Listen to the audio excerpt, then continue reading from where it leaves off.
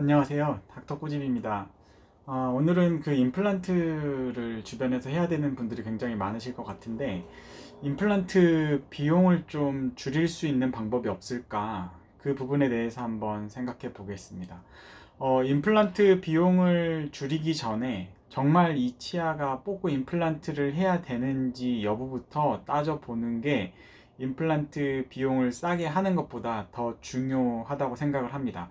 만약에 그 치아가 임플란트를 할 필요가 없는데 충분히 살릴 수 있는 치아인데 뽑고 임플란트를 해야 된다고 하면 그건 굉장히 좀 아깝죠. 그래서 뭔가 임플란트를 해야 되는 상황에 있어서 비용을 좀 줄이기 위해서 좀 고민하고 계신 분들 같은 경우에는 이 영상을 보시면 좀 도움이 될 것 같습니다. 한번 시작해 보겠습니다.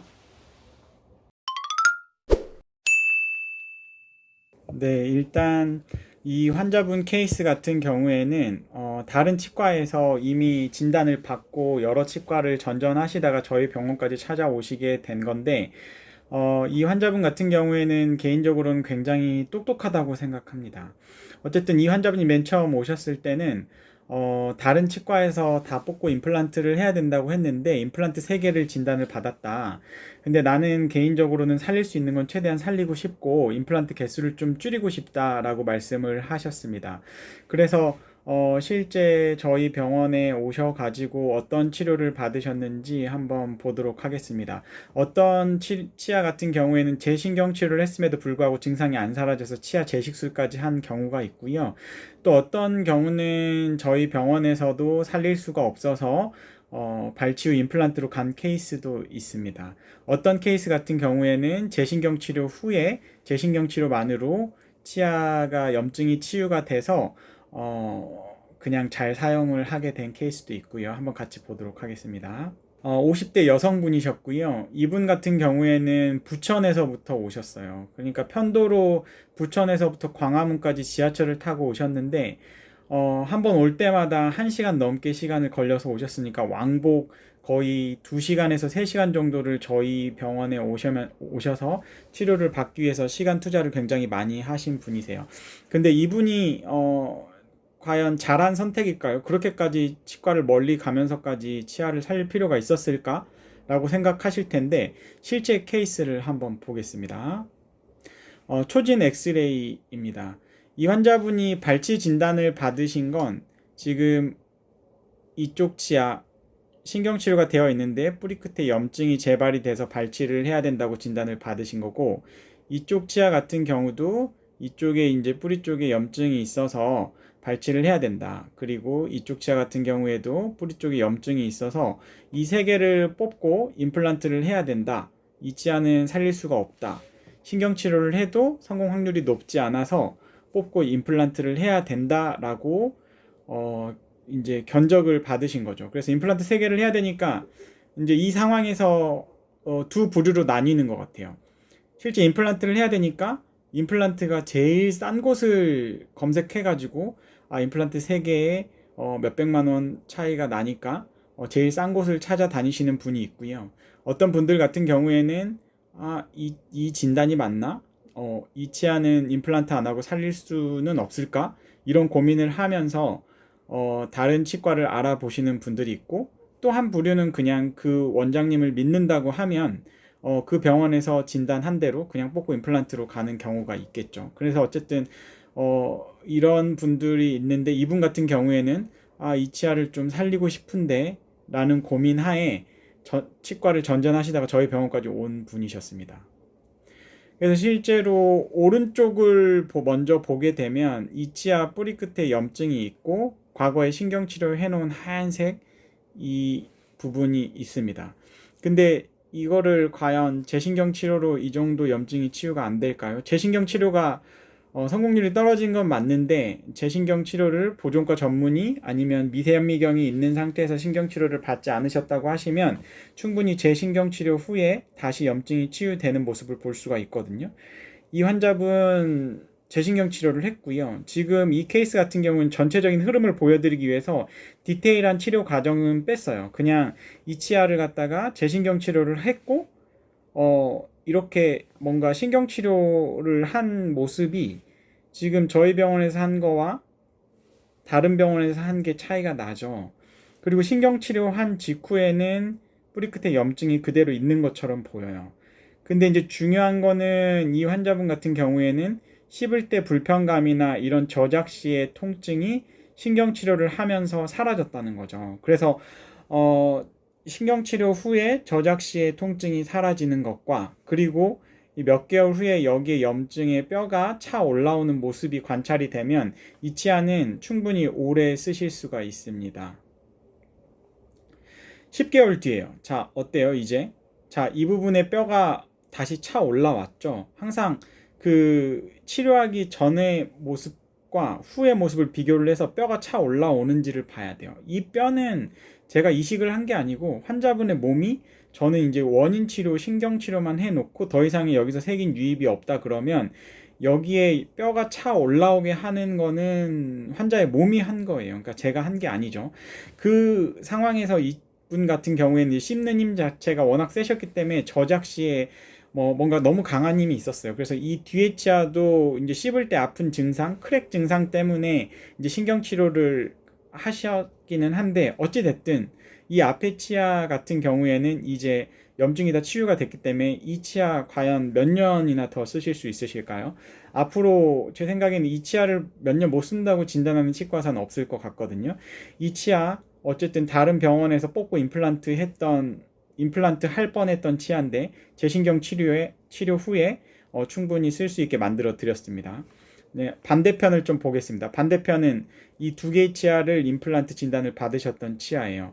자, 이 두 개 중에서 여기 부분, 이쪽 부분 같은 경우에는 치아가 수직적으로 파절이 된 거예요. 아까 말씀드렸듯이 이 환자분 같은 경우에는 씹을 때 힘 자체가 너무 강한 분이셨어요. 어렸을 때부터 워낙에 강한 힘으로 오랫동안 씹다 보니까 치아가 그 힘을 못 버티고 치아에 금이 가 있다가 결국에는 수직 치근 파절이 일어난 경우고, 이거는 현재로서는 어떤 방법을 써도 살릴 수 있는 방법이 없어요. 그래서 저희 병원에서도 이거는 고생하지 마시고 빨리 뽑고 임플란트를 하셔야 됩니다 라고 말씀을 드렸고요. 이 끝에 치아 같은 경우에는 이제 신경 치료를 다시 해서 좀 치유를 도모하기로 했습니다. 자, 여기는 지금 뽑자마자 발치 즉시 임플란트로 들어갔고요. 치아를 뽑고 나서 요즘은 이제 기술들이 발달해서 이 나중에 보철물을 한 이 머리 부분의 이 센터 부위에 정확하게 임플란트를 식립을 하고 뼈의 단단한 고정력을 얻을 수 있다 그러면 치아를 뽑는 날 바로 임플란트를 식립을 하고 이런 뼈가 없는 부위에는 뼈 이식을 해주게 되면은 환자가 고생 안 해도 되죠. 그러니까 예전처럼 뽑고 나서 한참 후에 임플란트를 하고 또 머리 부분 또 올리면 거의 임플란트 하나 하는데 한 10개월, 1년 동안 걸렸던 과거의 시절보다는 훨씬 과학 기술들이 발달을 해서 환자분의 뼈 상태에 따라서 발치 즉시 임플란트가 가능해졌다는 거고요. 이 뒤에 치아 같은 경우에는 실제로 보면은 눈치 빠르신 분들은 아시겠지만 이 뒤쪽에 뭔가 특별한 작업을 했습니다. 실제로 재신경 치료를 했는데 계속 불편해 하시는 거예요. 그래서 어쩔 수 없이 재신경 치료 후에도 불편감이 있으셔서 저는 치아가 크랙일 수 있겠구나, 여기도 뽑아야 되나 라고 이제 뽑고 임플란트 진단을 내리기 전에 최후의 수단이 이제 치아를 뽑아서 밖에서 실제로 치아가 이렇게 금이 갔는지를 관찰을 하고, 근데 이렇게 금 간 부위가 없는 거예요. 그냥 치아가 금이 안 가 있었기 때문에 뿌리 끝을 이렇게 잘라서 거꾸로 틀어막는, MTA로 틀어막는 걸 하고 다시 심어준 거죠. 다시 치아 재식술을 했고요. 이렇게 거꾸로 해서 여기가 이제 아무래도 이제 뿌리가 나뉘어 있는 게 아니고 뿌리가 이제 만나 있다 보니까 해부학적으로 여기가 신경관이 약간 기형일 수밖에 없고 약간 신경관이 커서 아마 저희가 접근하는 그런 방식으로는 신경치료가 안 되었던 것 같고요. 어쨌든 치아 재식술을 하고 나서 다시 심어줬어요. 그래서 이게 신경치료 전이고 이 처음에 염증이 있었죠. 이거는 치아 재식술을 해서 여기 윗부분은 위에서 신경치료를 해서 다시 깨끗이 만들어줬고 이 아랫부분은 MTA로 다시 막아주고 여기 뿌리끝을 잘라준 거죠. 자, 염증이 어떻게 됐죠? 염증이 다시 뼈로 차 올라와 있고 여기 앞부위는 임플란트, 발치 즉시 임플란트를 해서 이쪽 뼈 이식했던 부위도 다시 인텍트한 본인의 뼈처럼 변했고 이 부분의 뼈도 다시 차 올라와서 이렇게 임플란트가 잘 심어졌고, 그래서 3개월 뒤에 여기 머리 부분을 이렇게 완성을 해준 거예요. 그래서 이 환자분 같은 경우에는 제일 끝에 치아도 살렸죠. 자, 여기는 어쩔 수 없이 버티칼 루트 프랙처 수직 치근 파절로 발치 임플란트를 했습니다. 자, 3개의 임플란트를 할 뻔 했는데 다른 병원에서 이 치아 뽑고 임플란트 하셨어도 뭐 잘 유지가 됐을 수도 있겠지만 이 환자분이 부천에서부터 저희 병원에 최소한 10번 이상 오셨을 텐데 그 치료를 받아서 어쨌든 치아를 2개를 살리고 하나는 임플란트를 하셨어요. 자, 어떤 게 현명한 판단일까요? 그거는 지금 이 강의를 듣는 여러분들이 충분히 같이 판단을 하셔야 될 거라고 생각합니다. 자, 실제 모습입니다. 재신경 치료도 했고 치아 재식술도 했고 임플란트 완성 후의 사진이에요. 자, 여기 부분이 크라운이죠. 이런 자연 크라운 부분, 임플란트 부분. 옛날엔 임플란트를 한 부분을 굉장히 크라운을 작게 만들었는데 요즘은 거의 똑같이 만들어요. 그래서 치료받기 전과 후의 모습이 굉장히 자연스럽고 심미적으로 완성이 됐다는 것을 볼 수가 있고, 환자분이 양쪽 다 이제 자신 있게 뭐 고기도 먹고 씹는 거를 얼마든지 할 수 있기 때문에 너무너무 행복해 하셨고, 제일 중요한 거는 3개의 임플란트 할 뻔했는데 2개를 살리셨으니까 저희 병원에 지금도 6개월에 한 번씩 오셔서 정기 체크를 받고 계십니다. 그래서 다른 병원은 이제 못 가겠다고 하시네요. 자, 하마터면 다 뽑고 임플란트 할 뻔했는데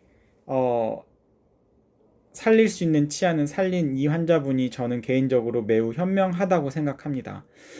여러분들도 잘 고민을 하셔서 내 치아가 임플란트를 견적받아서 더 싼 임플란트를 심기 위해서 돌아다니시는 게 아니고 정말 임플란트를 할 수밖에 없는 건가, 어딜 가도 못 살리는 건가, 그거에 대한 고민을 하시고 임플란트를 하시는 거를 권유를 해드리고, 이렇게 되면은 임플란트 비용을 아끼는 셈이 되는 거죠. 자기 치아도 살린 것도 좋고, 그리고 임플란트에 들어가는 비용을 안 써서 좋고, 환자분도 자신있게 음식을 씹을 수 있어서 좋고, 저는 여러 가지로 이 환자분들이 오갈 때 힘들었지만 굉장히 저도 보람됐고 환자도 보람된 치료 과정이 아니었나 생각합니다.